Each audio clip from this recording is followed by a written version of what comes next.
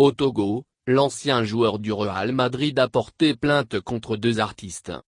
Les deux sont détenus depuis plusieurs jours par la brigade anti-gang de Lomé. Une affaire qui cristallise les débats dans ce pays depuis plusieurs jours. Selon des informations parvenues à la rédaction de Cameroun Web, Adebayor a porté plainte contre le comédien Gogolio et l'artiste chanteur Papson Moutité. La star accuse ces deux de l'avoir diffamé. Plusieurs autres accusations pèsent contre les deux artistes. Des informations qui nous parviennent de Lomé indiquent que le footballeur retient contre ces deux accusés, une dénonciation calomnieuse dans une affaire de tuerie montée de toutes pièces. Au second, il fait grief d'atteinte à l'honneur avec publication de ses photos et des conversations privées. Il y a un an, l'humoriste avait déclaré à la gendarmerie qu'Adebayor aurait envoyé des bandits à sa trousse pour le tuer.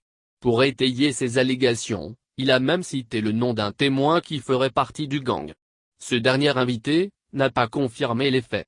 Interrogé, le témoin a enfoncé l'humoriste en déclarant qu'il le manipulait dans un coup monté pour, dit-on, ternir l'image de l'international togolais du football. Saisi de l'affaire, Emmanuel Adebayor n'a pas réfléchi par deux fois. Il a porté plainte contre son ancien ami pour dénonciation calomnieuse, apprend-on d'une source à Lomé.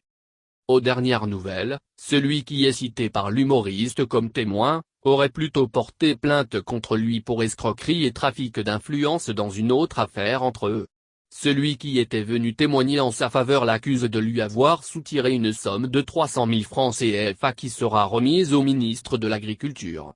Pour ce qui est de Papson Moutité, il est coincé pour avoir déclaré publiquement et en direct sur les réseaux sociaux qu'Adebayor a truqué les compteurs de la compagnie Énergie électrique du Togo, c'est. Gogolio est tout aussi concerné par ce grief. Une vidéo circule même sur les réseaux sociaux où on voit le chanteur assis dans son bureau, faire des déclarations dans lesquelles il cite Gogolio et Adebayor, apprend-on également.